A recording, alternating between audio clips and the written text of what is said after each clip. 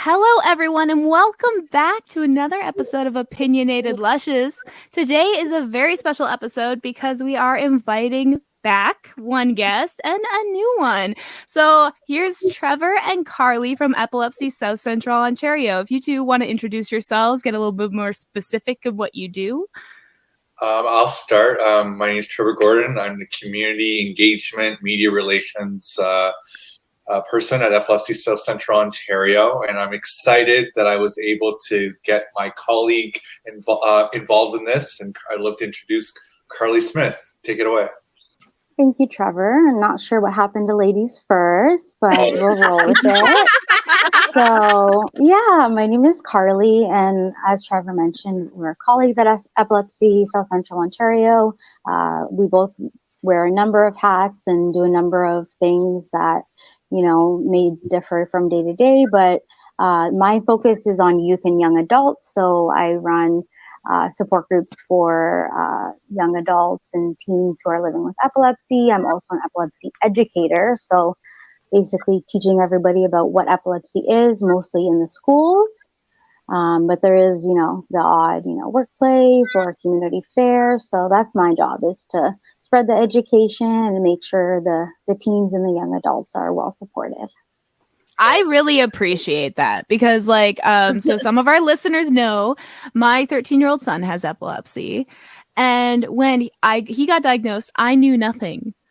I knew one kind of seizure, and that was obviously the super dramatic kind. And that was it. So here I am, just learning in the world of epilepsy. And it's there's so much that's either misinformation or people just don't know. Yeah. So, yeah. Mm-hmm. So I appreciate so surprised when I tell them there's over 40 seizures. Right. That's my point. What? I feel doctors need more education too, because we were struggling right now with my child, and Trevor was amazing and sent me to the right people to ask for help the last time he was on here. But to get a referral here, I live in New Brunswick, there's only 2 pediatric neurologists, no really any doctors, and then we have an online service, and it's to their discretion if they feel that they should do a referral. So, and then it's just, we still haven't had the proper referral. It's people say things and that doesn't happen. So now we have to find another doctor who will. So it's been a fun experience because they just whatever. So it's fun. Well, sarcastically, but the one thing I've noticed with neurologists, and Carly could probably speak on this much better, is I've noticed sort of a neurologist that's sort of straight out of schooling will know all the terminology and be really on point, whereas maybe a well-experienced neurologist that's been doing it for a minute and might be older, might be really experienced, but they might not be keeping up always with the new terminology. They might sometimes still say grand mal seizure, for example, and they might, so that I feel sometimes creates confusion for the clients sometimes, because they're hearing grand mal seizure where it's called tonic-clonic, and it creates confusion, who's right, who's wrong. Yeah, I definitely think I hear the term grand mal way more than I hear tonic-clonic from people. And then I usually have to politely correct them and say, well, that is an older term, but it is still referring to the same seizure, but it's called this now. And we kind of go along with that. But I kind of like the terminology now because it tells us what's actually happening. Whereas, grand mal is telling us, oh, this one's big and bad, and petite mal, this one's a little bit bad. And that doesn't really tell us much at all. Yeah, it's when I'm talking with people, especially older people, and I'm explaining my son's seizures and stuff, whenever I say tonic-clonic, I always have to say a grand mal, because I have to clarify it for them, even though it's the wrong terminology, because they have no. Like I said, most people have no idea. The average person, even, I would say.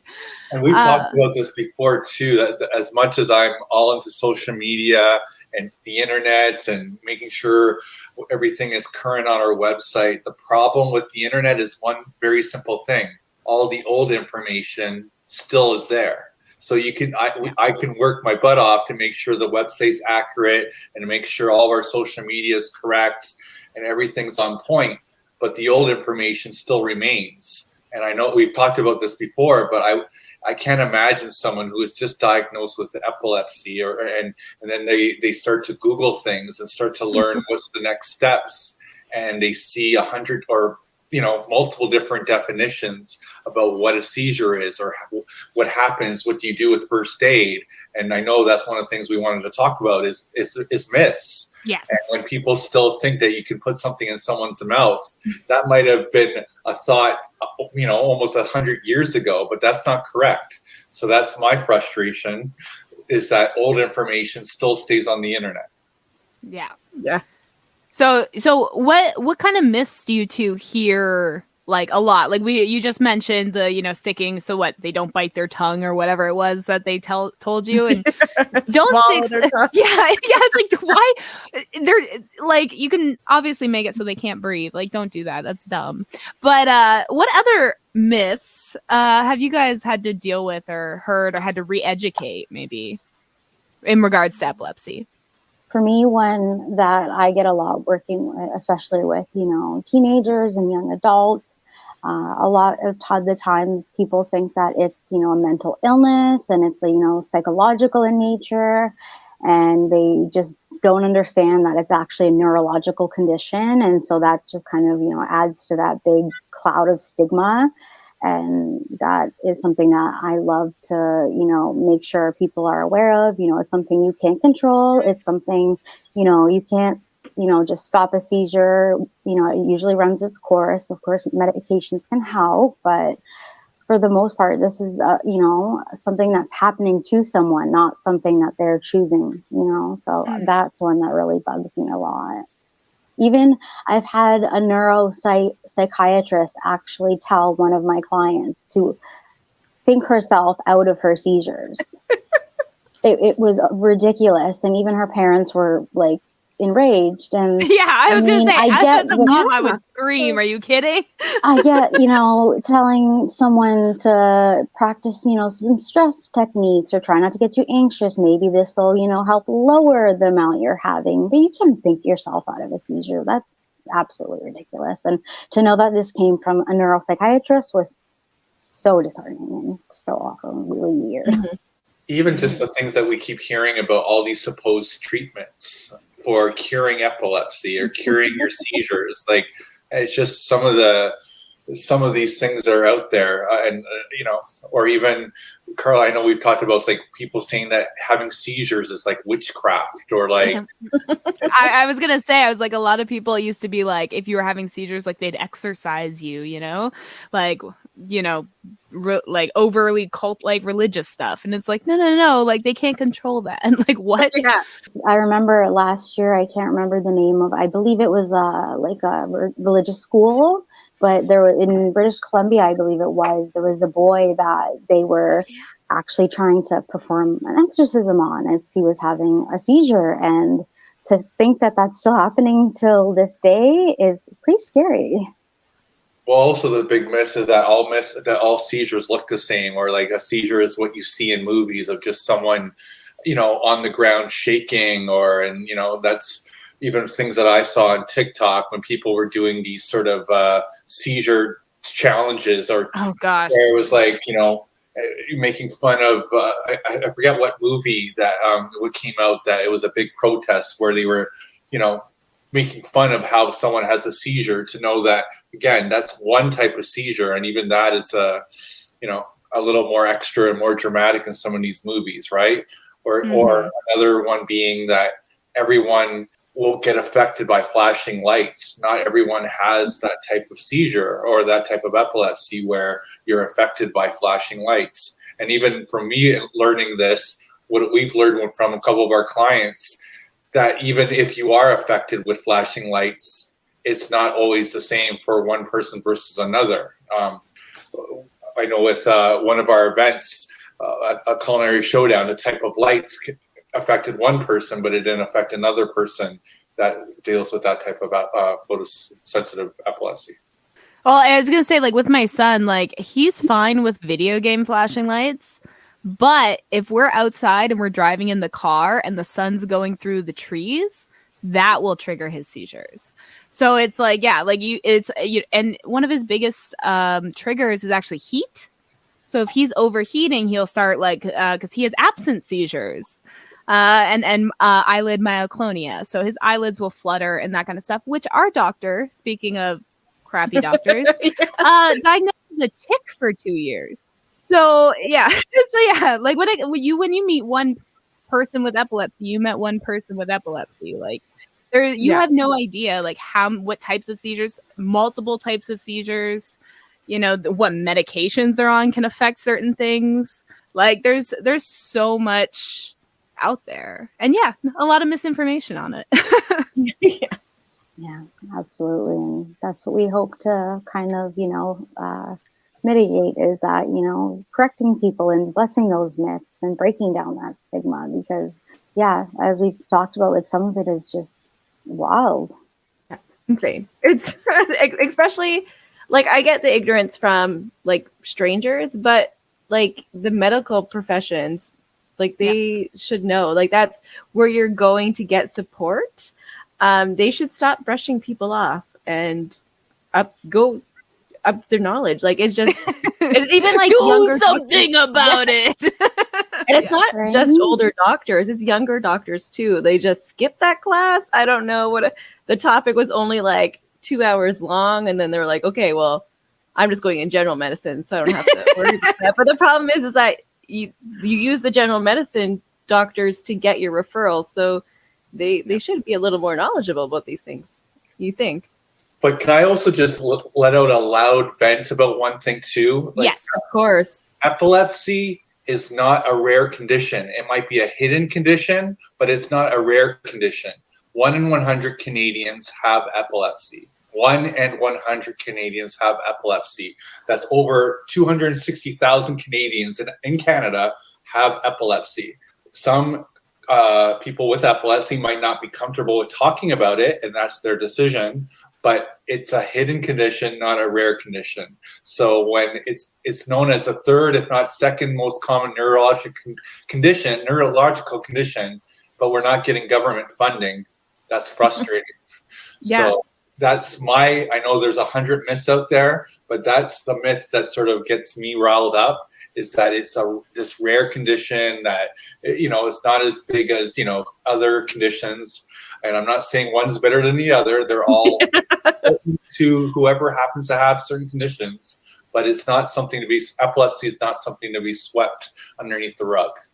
No, we talked about this the last time you were here. Like, it's ridiculous that such a common condition has absolutely like no government funding for it. It's not even like you're underfunded like by the government. It's like there's no government funding. Like, it's like, what? Like, that's ridiculous. And with a number like 1 in 100, it's like most people probably know someone or work with someone or, have been around someone that has epilepsy. And like, what do we have resources, obviously, like you guys and that kind of stuff, but it's not enough at all. So, well, think about something. You get told, you go to the hospital or you go to your neurologist and you get told you have epilepsy. All right, so now have a good day. Yep. Now you leave the hospital. You've been told this news that's not the most positive news. It's not something that's going to stop things, but it might create a roadblock or two. And you're scared. You're nervous. You get told something, but sometimes not all neurologists even happen to know there's an agency like Epilepsy South Central Ontario out there. But knowing that you're getting told to go out in the world and now you have epilepsy, and then you're dealing with people that might see you have a seizure and call 911 every time you have a seizure. There's so much confusion out there about even what to do if someone has a seizure. and know that there is agencies out there that can sort of help with the community or education. And again, Carly can talk about all the things that she does on a day-to-day basis, but it's just unreal that once you get told you have epilepsy, now what?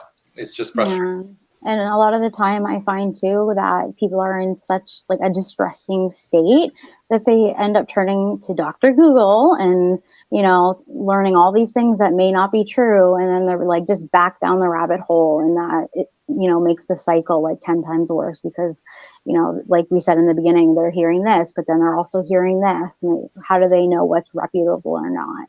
And if it, you know, if a neurologist or a doctor took, you know, 2 seconds to just mention, hey, you know what, I'd like you to check out this organization. They exist. They can give you correct information. They can give you counseling, support, anything that, you know, you need. It's such a valuable resource that we're trying to provide. And it's so easy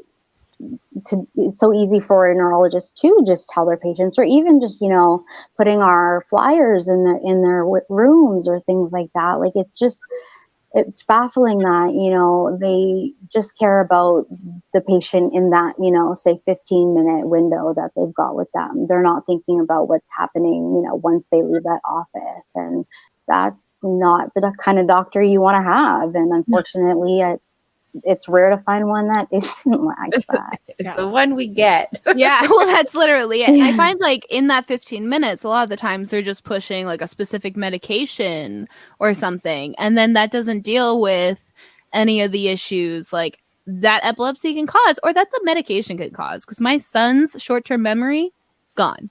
Like it's debilitating. And like there's only so much you can do with that 15-minute appointment with your doctor. And I just want to say, at least like the meds are covered until my son is 25. But if you went to a hospital, got diagnosed with epilepsy, got prescribed a medication, and then didn't have any health coverage, you're paying for that out of pocket too. And it's like, if you know nothing about epilepsy, you're going to start debating like, how worth it is it? Mm-hmm. You know? there's a like to our non-Canadian listeners out there, welcome to the Canadian healthcare system. I can go to the emergency room and I can get diagnosed with epilepsy, but I won't have to any resources or be able to pay for the medication. Canada. I've even seen people being prescribed medications that aren't available in Canada, and then they're expected to just find these medications elsewhere or apply. They have to go through like certain application processes to get it, you know, allowed into Canada or, you know, have it approved. And it's just, yeah, I don't understand how someone is, you know, made to go through that and not, you know, follow it up more or just take the 2 minutes to send them where they should be. I don't think I found you guys through my neurologist. I think I Googled it. It was like epilepsy in South Ontario, because that's where I am. And luckily that was enough keywords for the website to pop up. But yeah, I don't think my neurologist like said anything about it. That's the frustration. It's like, good on you, Jessica, that you're being a proactive, amazing mom, right? That knows how to Google, well, not just knows how to Google, but is obviously thinking a little outside the box of like, there has to be something out there that you're not alone in this, right? But you would think, you would hope, and I'm not saying this bad about all neurologists. There's many really amazing neurologists out there, one being on our board that obviously, you know, mentions Epilepsy South Central. This is the next step, that there are, you know, in Ontario, there's 14 epilepsy organizations. Across Canada, there's 22 or 23 epilepsy organizations. So the very least that you can do as a neurologist after you've given some information to this person that's getting told this information for the first time, you know, there's options, there's things, there's support groups out there. You're not alone. You'll meet someone as amazing like Carly that runs a youth empowerment program if you're in that age bracket, so that you can, you know, meet other people that with this condition, or you join a parents group, or you meet other adults. Like, there's other things going on there, so that, you know, you might know a lot about epilepsy, but maybe your family member doesn't. A lot of times I'll say that to a client. You probably know everything about epilepsy, but there's someone in your family that might not know. Here's a book. Give it to that one family member that is going to call 911 every time you have a seizure. This is not what to do, right? Yeah, for sure. So we talked about how you guys get no government funding. So do you want to talk a bit about like what if the government funded what they would be funding? What kind of programs and supports, that you guys offer and would love to increase if that funding was there? I'll let Carly answer that question, but let me just answer on the government side of what we're even asking the government. We were asking the government of Ontario, for like $3 million, just to be clear. That's 14 pennies. Dollars, not just one. And not to, yeah, exactly. Thank you, Carly. Not to fund Epilepsy South Central Ontario, to fund 14 epilepsy organizations. Keep the lights on, to keep programs and services free for those clients living with epilepsy. We're asking for $3 million. And in government standards, that's like finding $20 in your couch. Yeah, it's nothing. So $3 million we were asking the government. And this actually from in our budget ask would actually save the taxpayers money, because it would hopefully stop people from calling 911. You're going to have Carly doing education to the community with that funding, so that people know the emergency room won't be full of people that are having seizures from 911 calls. But I will let Carly talk about all the amazing services that she does and why this funding is important.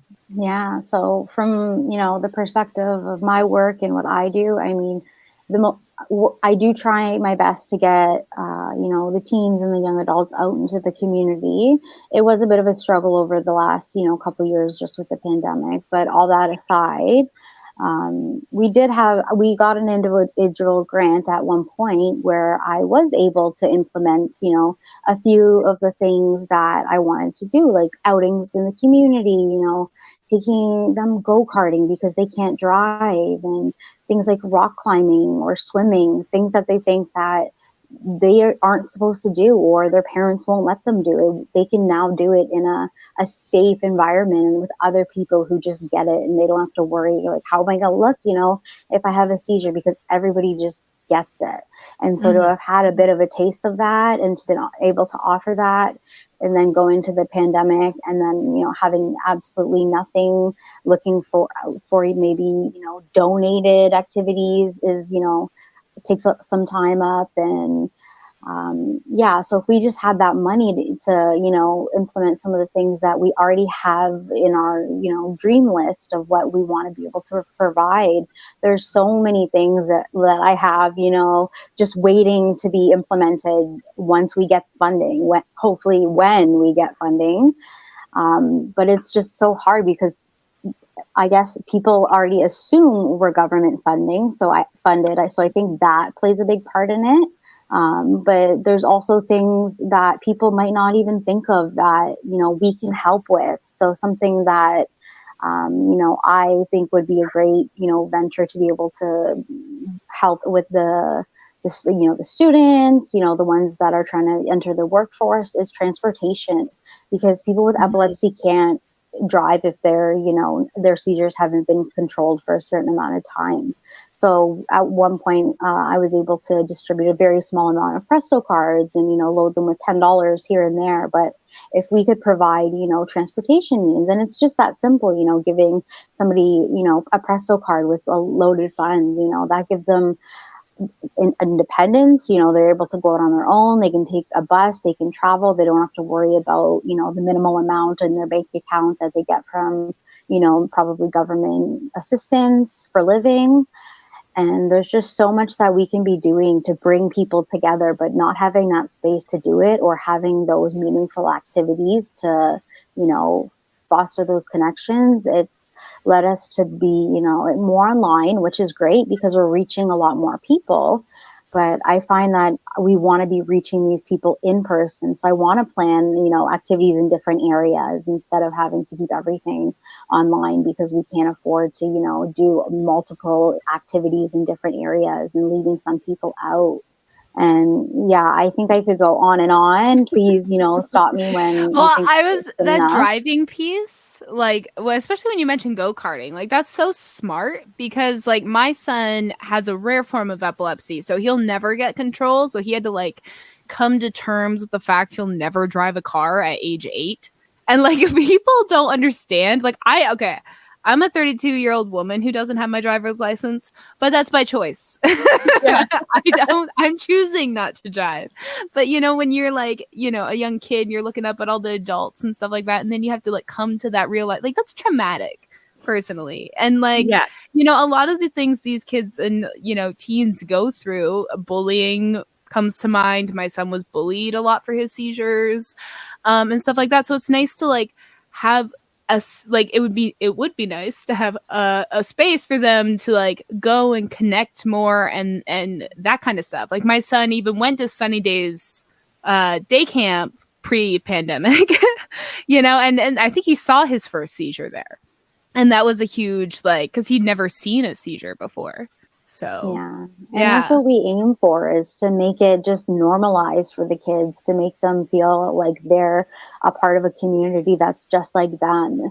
And Sunny Days Camp is one of like our staple programs, but it's so hard each year, applying for that funding to Canada Summer Jobs and just waiting to hear back. Like, will we be able to run Sunny Days Camp this year? And the thought to think that maybe one day we might, not get that funding is scary, because so many families like rely on this program during the summer for their kids. We've seen such huge changes in, kids' personalities after they spend a summer at Sunny Days.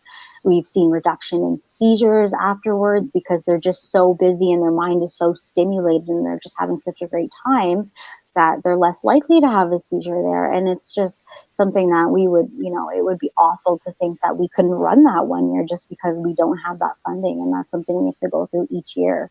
I know you particularly work with like young people and teens and that kind of stuff. But what programs are like, is there anything like offered for like older people? Say if you got diagnosed as an adult with epilepsy, any programs out there for that yet or in the talks? Yeah, not so much programs that are in person, but we do have another colleague of ours. His name is Josh, and he actually works with adults and families. So he provides things like support groups to parents, to adults with epilepsy, as well as individual counseling and things like that. So that's pretty much like his wheelhouse. And then we also try and, sometimes integrate, these activities to include the whole family. So, for example, what comes to mind that's not too far away is our family and youth conference, where, it's only once a year, but it's something that some of our families look so forward to because, the parents are meeting other parents that, know what's, what it's like.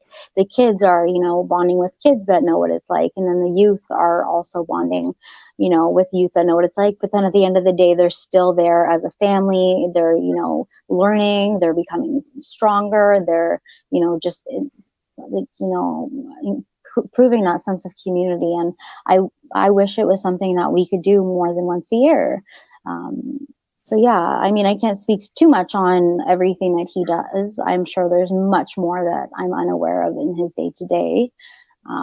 But we do offer programs and services for adults because epilepsy, doesn't discriminate. It can hit you at any age, any time. Doesn't mean everyone's, going to get epilepsy, but we like to say that potentially.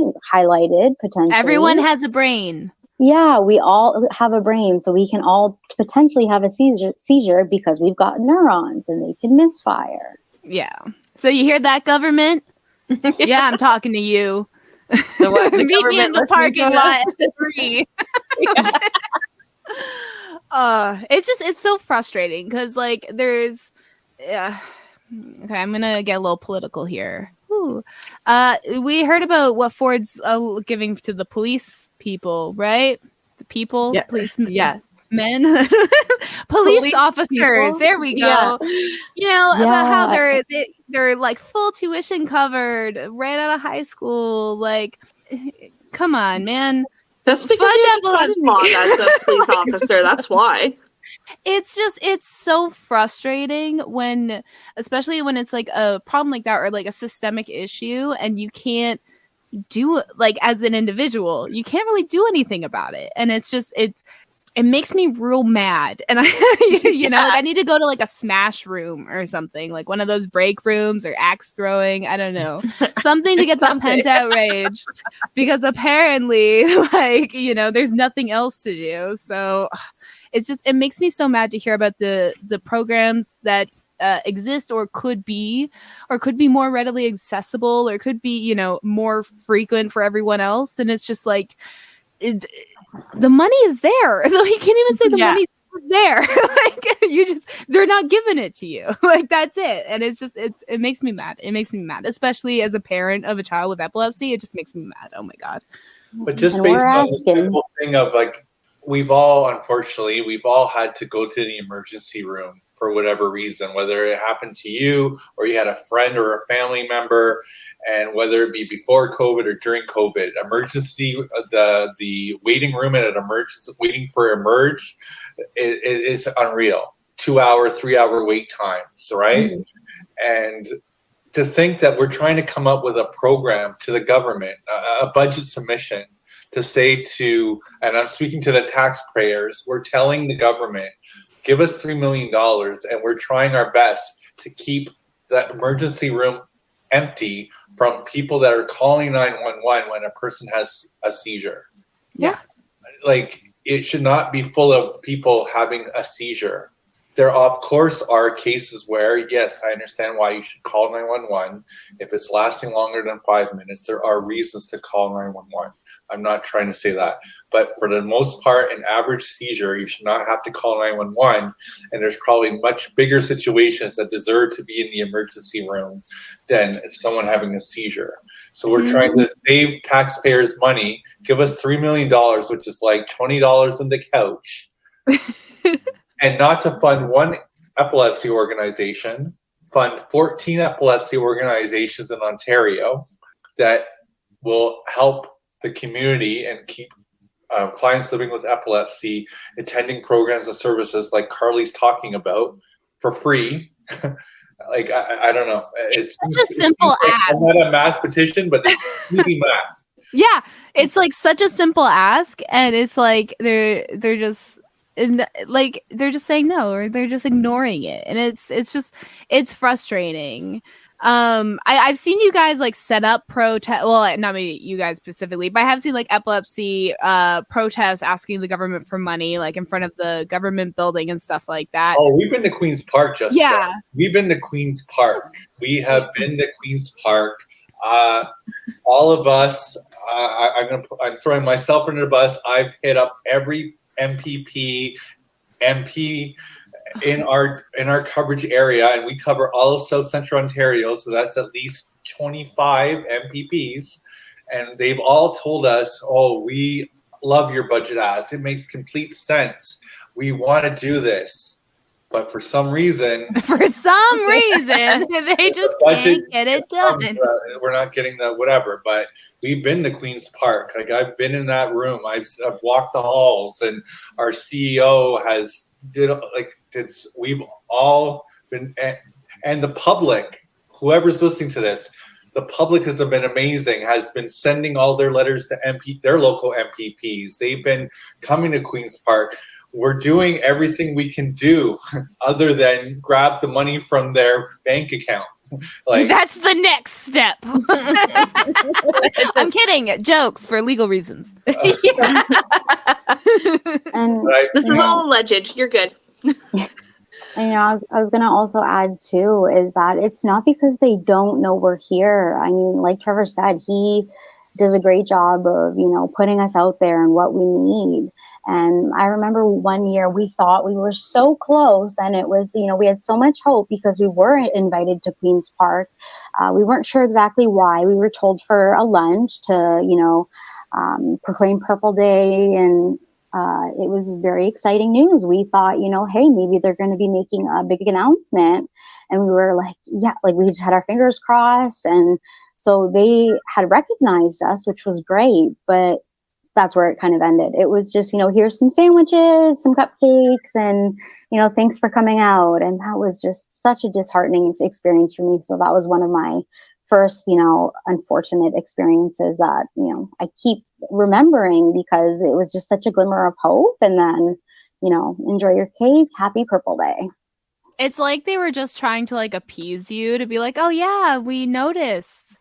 And then just hope that like, that would be like that. They gave you like a crumb, and it's like, see, that's fine. Like that's like it almost feels like worse that they did just that. Muting us. Yeah, it was like if they had just ignored you, at least like they're ignoring you, but like acknowledging what you're asking for, and then just not providing it, like that's almost worse to me. Yeah. Like, right? Like that was like if someone's offering me a cookie.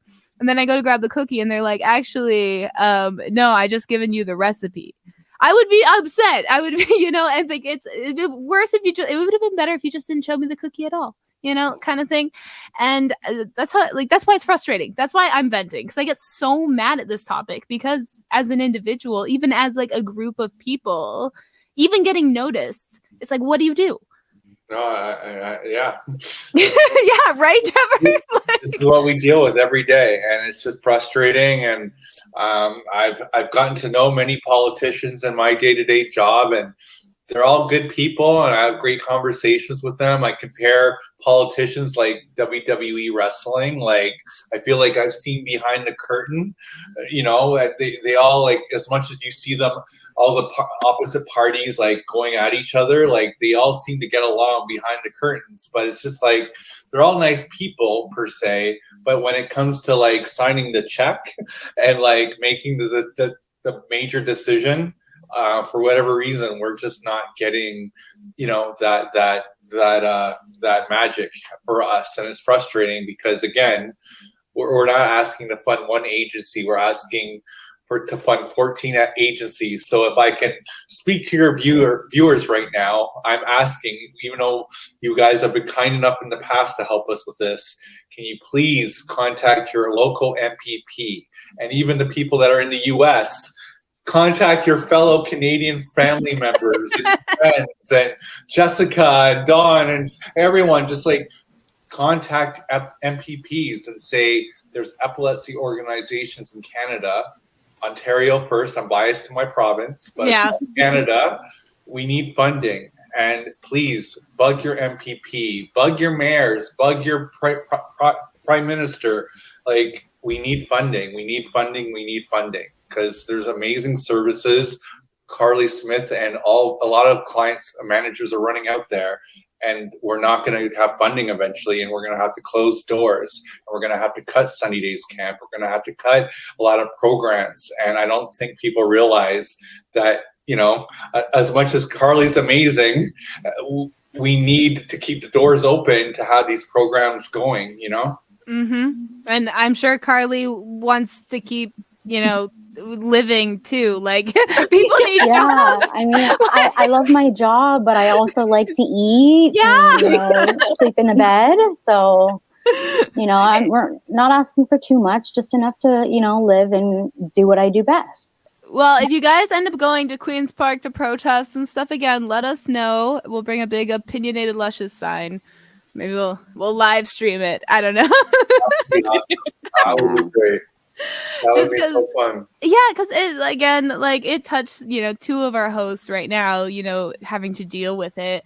And it's just so frustrating when you're like, people you're supposed to be voting for are not doing what you're voting for them to do. And it's like, you can only have so many excuses.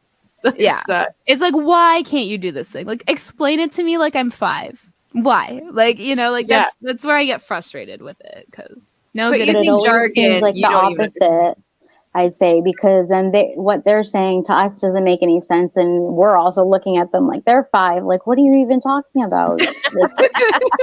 Because they are 5. Let's be honest. It's a bunch of 5-year-olds given a province.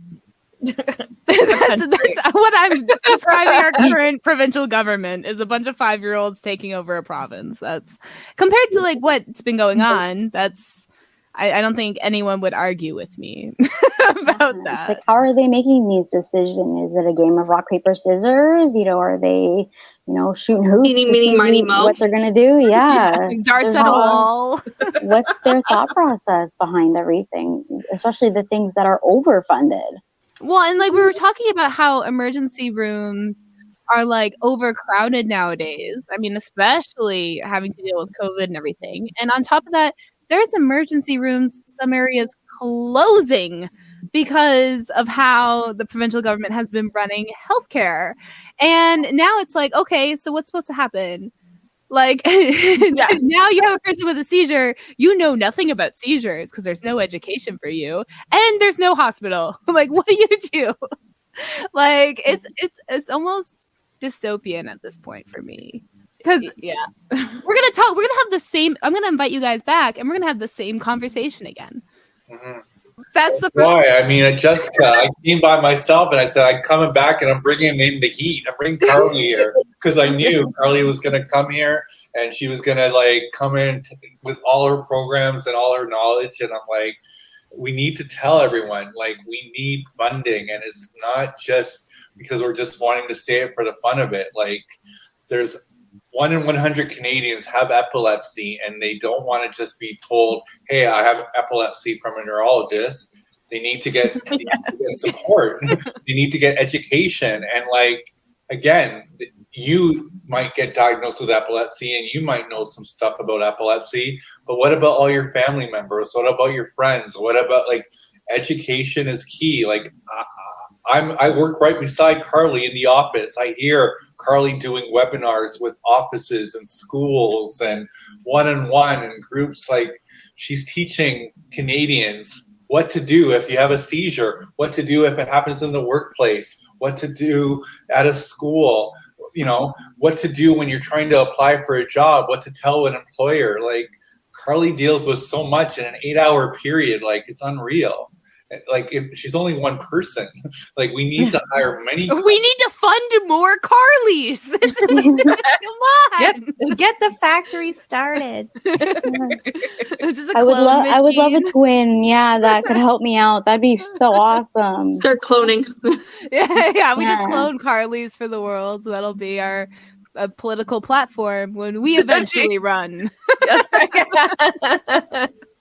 Yeah, and I also wanted to add a lot of what we do too, hasn't even been talked about today. There's so many other things that we do, and one thing that actually just kind of came to mind as we've been speaking is, the advocacy that I provide in schools is something that's very, near and dear to my heart, because it gets me frustrated, it gets me, going, and it's something I want to mitigate. And something that just popped up, that happened not too long ago, which should not be happening, is I've been working with a parent who has a young child who has seizures, and they're relatively well controlled. But she had reached out to me, asked me to talk with the school. The school was great. The year before, they welcomed me to present to the students for our grade 5 Thinking About Epilepsy presentation that we do adapt for other grades. So that was awesome. And then I thought, well, they'll definitely want to welcome me back the following year for, staff education, because they didn't get that.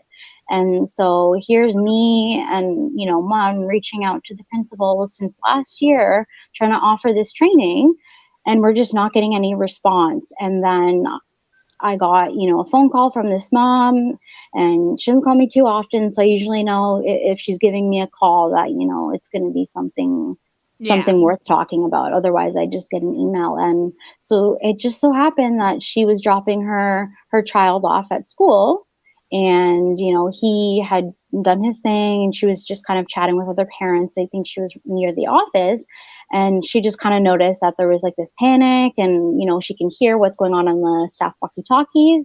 And another student was actually having a tonic-clonic seizure. And the staff just went into panic. They didn't know what to do.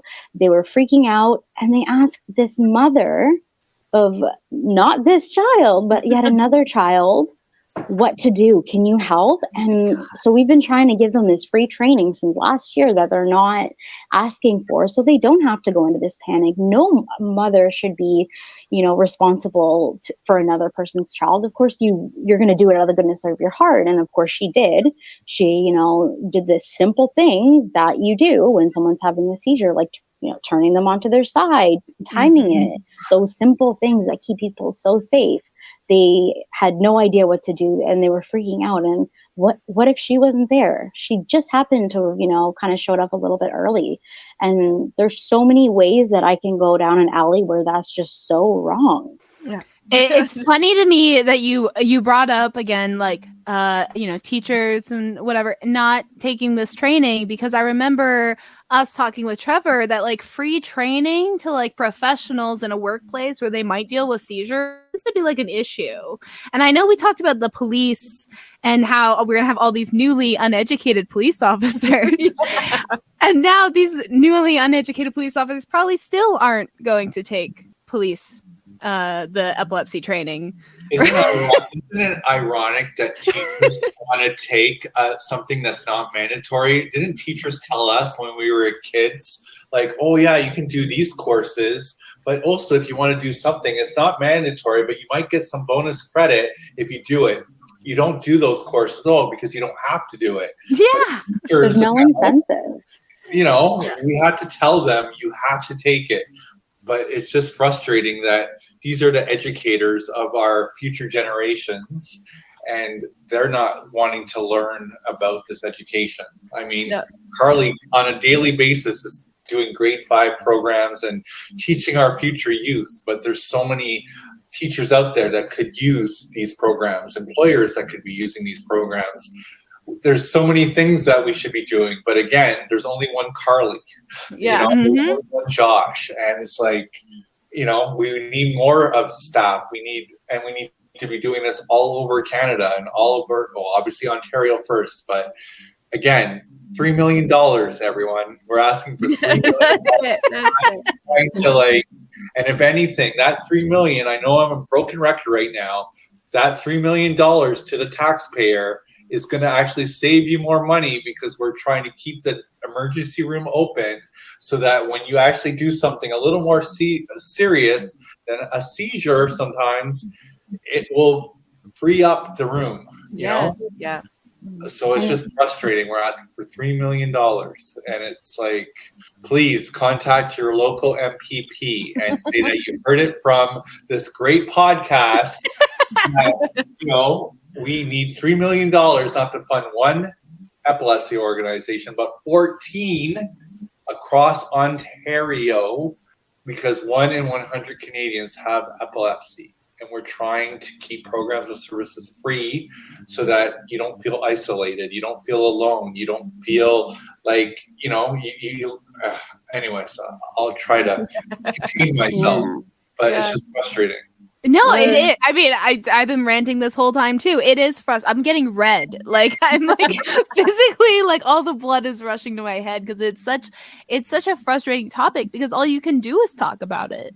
But Jessica, you brought up such a good point just from Sunny Days Camp. I appreciate that you brought something up personal. Your son saw someone have a seizure. Mm-hmm. David's our CEO. David always gives that example about one of the great things about Sunny Days Camp is because he's heard stories of children getting bullied because, a seizure's this, seizure's that. When someone actually has seen someone else have a seizure that's never seen a seizure before, that's not a big deal. It actually helps them feel a little bit better about having seizures, about having epilepsy, because they see it as like a normal thing. They see how the counselors deal with someone having a seizure. They see that it's comfortable. It's okay. It's just part of your day. It normalizes it. Like, it doesn't make it seem as like weird and like, because if you have seizures, you're not seeing yourself having a seizure usually. So it's like, it's good to like give that kind of outward experience, especially to children that are getting bullied all the time. Yeah, I know this is going to sound like a line, but I'm telling you this, and Carly's heard me say this loud and clear. People with epilepsy are the strongest people I've ever met in my entire life. I trip on my couch earlier today and I'm depressed for the rest of the day. Someone that has a seizure, they'll have a seizure in front of me and I'm like throwing things out of the way to make sure they're okay. And then they come to and they look at me and they're like, Trevor, are you okay? Wait, I'm okay. He's had a seizure. And I'm like, making sure they're okay. And I'm like pushing couches out of the way and everything. And they're worried about me. And they're just like, oh, this is just part of my normal. I'm fine. And that's why we call people with epilepsy warriors, they're normal. And I'm like, I stub my knee and I'm like depressed for the rest of the day. That's just their normal. And it just is frustrating to just hear the roadblocks that they deal with, and because they're like the strongest people I know, Yeah, I like having a kid. My son's homeschooled right now, but we had so much issues with the school dealing with him. He went through like behavioral issues when he was started a new medication, and just things like that, and they just weren't getting it. And I don't know if you've seen them, Carly, but when you have a kid with epilepsy, you have to fill out a separate form when you're registering them for school, and all it talks about is first aid. And I'm like, there's no first aid with my son's seizures. He stands through them. He talks through them sometimes. They last 2 seconds. Like you just have to understand he might have missed something when you spoke. But there was no like line for, how to deal with, it was just first aid. And I was like, okay, what do I write here? I don't have anything to write. I just like. And the way that I like to answer that, actually, what I'll say for absence seizures is a lot of the time the first aid is patience. That's actually great. I'm writing that when my son goes back to school this September. Yeah, please do, because I find that's all you can really do. These seizures are not a medical emergency. You might have to repeat things a few times and, like I said, have patience, but there's not a whole lot you have to do. Even with the more, potentially dangerous seizures, it's really not a whole lot, that you have to do in general to keep someone safe. It's just a few simple measures that, you can do to keep someone safe. But if you don't know them, it just seems like such a scary, like unfathomable thing. And I find that, like Trevor had mentioned, like, so the people who are used to it, to them, they're more worried about, other people and, what are they going to think of me? Is this going to traumatize them? Or I've had some of my clients when we are in outings and they have a seizure, they apologize. And that's one of my, kind of pet peeves in a good way, because I'm like, please do not apologize to me for having a seizure. You had no control over it.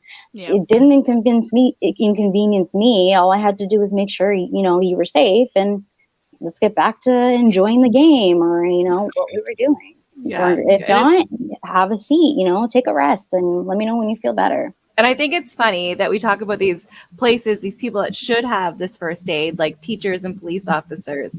I worked at Walmart and they offered first aid to anybody who wanted it. And it was like they had a tiny little bit, not as much as they should, a tiny little bit touch on like seizures.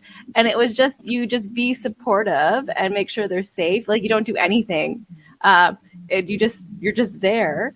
And you're just it's more aftercare is the most first aid for seizures, is like making sure they feel better about themselves. So, and it's funny, like I was getting paid minimum wage company and I was offered this type of first aid when there's these other governmentally funded professions that could easily have this first aid, and it's obsolete. Like it's insane to me.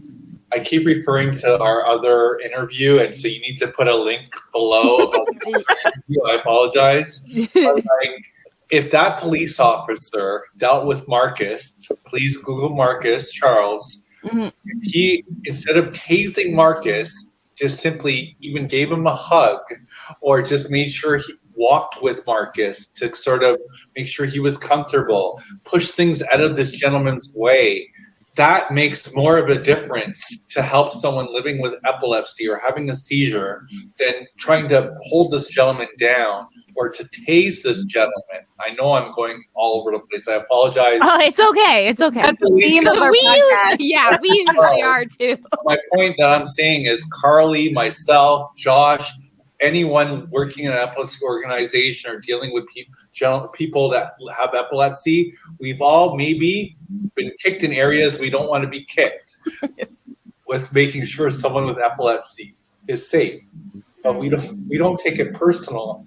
Someone with a police officer that, getting kicked should not be tasing. You know what I mean? So it's just frustrating. Yeah, it really, like, that story, like, scared me, because I mean, my son's a tall kid. He's going to be 6'1" when he's done growing. And if he has a seizure and a cop sees him, it's not something you want to think about. It shouldn't be something you have to think about. Yeah. And I'm sorry for going backwards on this and going to another topic, but you brought up a good point. It's just the fact that sometimes it's just compassion.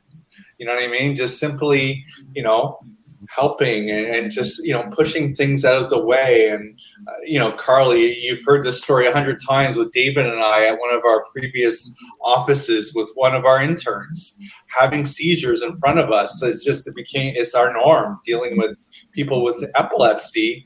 But literally, we were pushing things out of the way, and this person had epilepsy, and he was having seizures, and he was throwing things, he was kicking around, and we were not holding him down. But we were making sure he was safe, putting a pillow under his head, I got kicked in the private area. Excuse my bluntness. And it was not. I did not like PG. I know. I was like, that wasn't even blunt. Spoiler alert! I don't like getting hit in that area. I apologize. I do not like it, and it was not nice. But guess what? I didn't retaliate. He just wakes up from his seizure. You're just like, sorry, bam.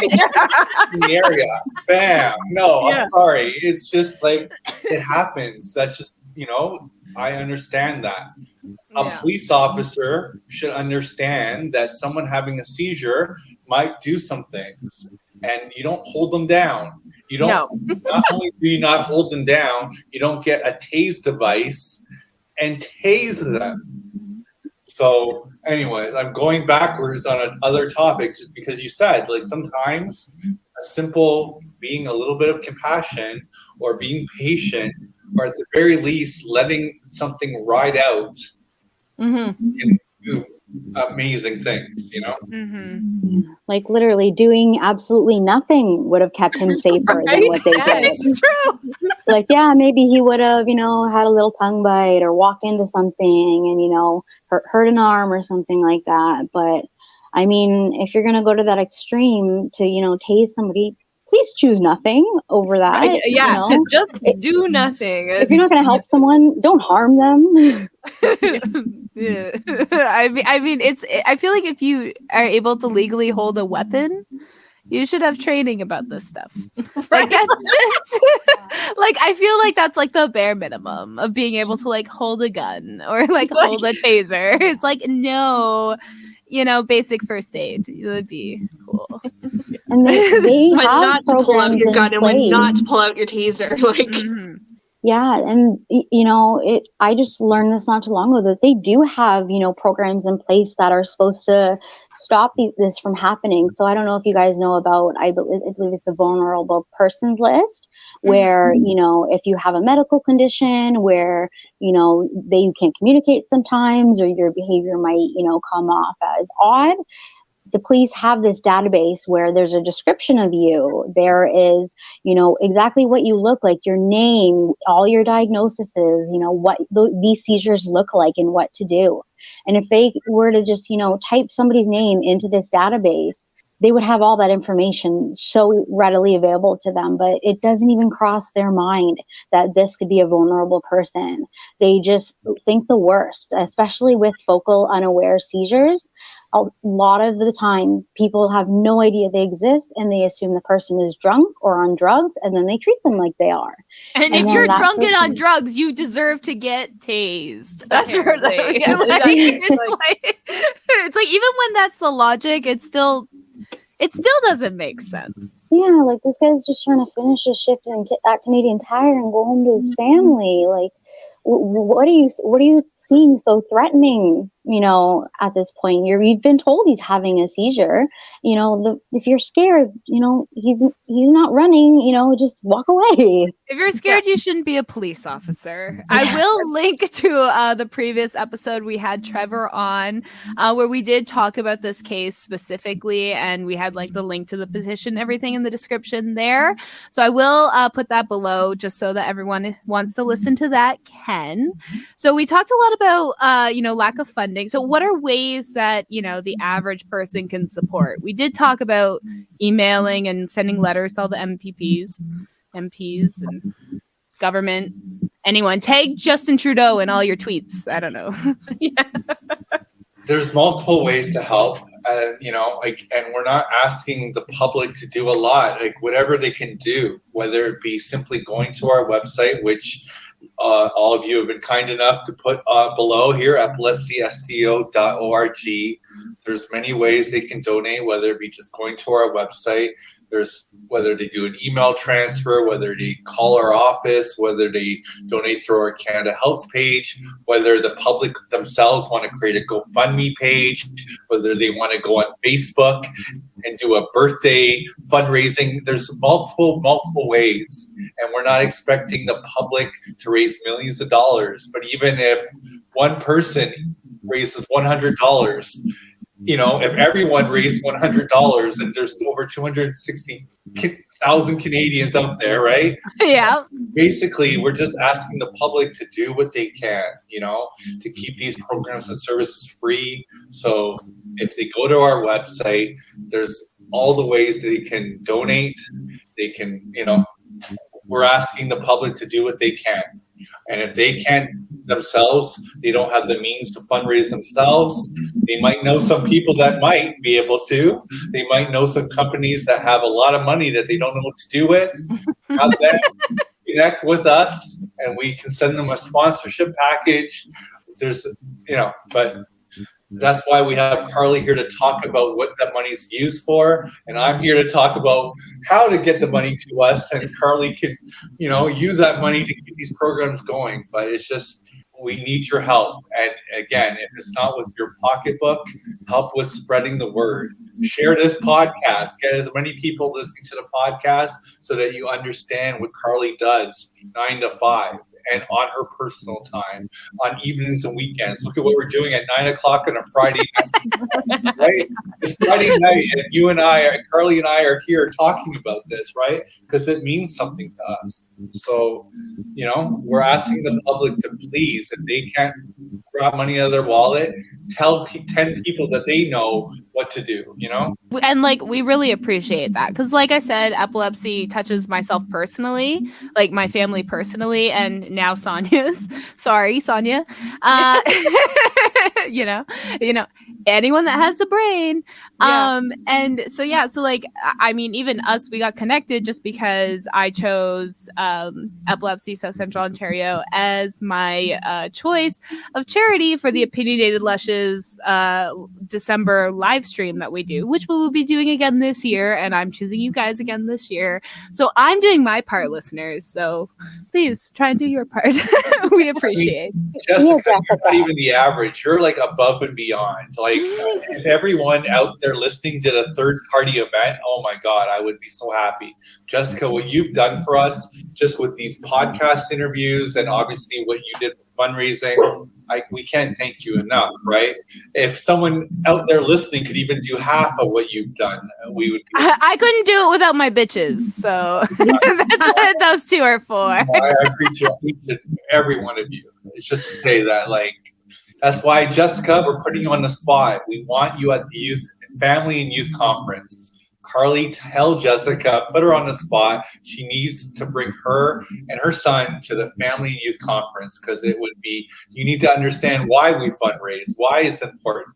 And it's a fun time, and it's educational, but it's also just about being around a campfire and just networking and talking and just, it's No, beautiful. we would me and my son would definitely want to go. So Carly, if you can send me an email after this with the dates.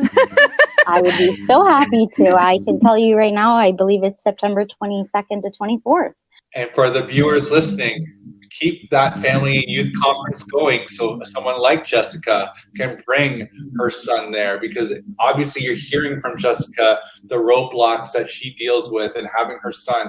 This is why we do these family youth and conferences. So, help keep these programs and services going. I feel like I sound like I'm on a telethon right now. I apologize.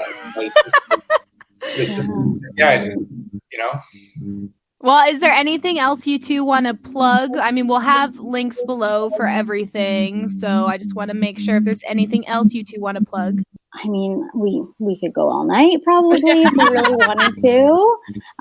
But we probably would end up going in circles, because that's what the epilepsy, medical side of the community tends to do, is put people around in circles. So it's we're constantly going around in these unnecessary circles too, following their lead and trying to fix, things that they might have, forgot or, just not cared about, and, myths that they might still believe, or terminology that they're using that isn't, correct anymore. So we want to break that cycle. Yeah. Let me just switch to you guys, put you on the spot. Is there one question each of you have for Carly and myself to put you on the spot? What's one thing you want to learn about epilepsy? Or is there a myth you've heard? Or is there any frustration you've heard? Put Carly and myself on the spot to end this with. I would like to know how to start something like what you guys, your supports in my area. So in New Brunswick, we only have one support group, and that's all the way in Halifax. So that's a 6-hour drive away. How does someone get something started in their province or town, city, to get education and support? I guess I can answer that in the sense that, the Canadian Epilepsy Alliance, which is the umbrella of all the organizations, sort of acts to support areas that aren't covered by an agency. So if there's not an agency in that particular area, of course, we try our best to connect that client or that person with the closest agency. But if there's not, in this new world after the pandemic, everything is a lot of times over Zoom. So whether it be just trying to keep, people creating awareness or advocate. Are you dealing with an issue with a particular agency or I'm not sure, but we can sort of connect you to sort of help if there's roadblocks in that regard. But we always try to motivate the public to try to do third-party events or do different things to create awareness, because there's only 22 agencies out there, unfortunately. Mm-hmm. So there's only so much those agencies can do. So sometimes it would be great if the public can do some things too to create awareness as well. Thanks. Do you have anything, Dawn? No, not really. Classic Dawn fashion. Yeah, I don't got nothing. I know I said this last time, Dawn, but honestly, you need to tone it down. You talk with There's so much talking. And all the talking right now, all of it. My question to end this on is just, of course, I would assume you two would be willing to come back on another time, probably, closer to the family day. What was it? The whole weekend. Our family. The whole weekend, yeah. I would love to come back, and I will make sure not to speak before my colleague Carly, because maybe even after the, so that we could talk about my son's experiences and me being there and that kind of thing. Even talking about it after.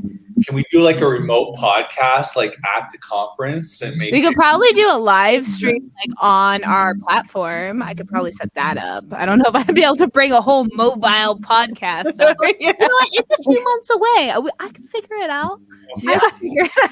I got know, time. yeah. have a fire right behind you. You'll be at one with nature. It'll be great. Ooh. Well, thank you again, Carly and Trevor from Epilepsy South Central Ontario, for being on and talking about this subject, because it's personally important to a lot of us. I mean, this whole podcast is just us being angry. So that's epilepsy in Ontario in a nutshell, anyway. Yeah. And New Brunswick. And New Brunswick, yeah. Well, thank you again. And I will link the previous episode Trevor was on below, and all the links, to see them and support them and everything else below. Again, please share, tweets, hashtag, Instagram, whatever it takes, just to let people know you have a brain, you have the potential for a seizure. So, And it can happen anytime, any place, anywhere. It doesn't discriminate age-wise. It could happen at any time. So I'll leave everyone with that. perfect. Thank you. And Nice. I'm honored that you had me. So thank you so much. Thank you so much, Carly. We need to clone you. That's what we're raising money for. That's right. Cloning. Well, if we get the machine, we'll need a few more of you too. So, spread the word. Good night.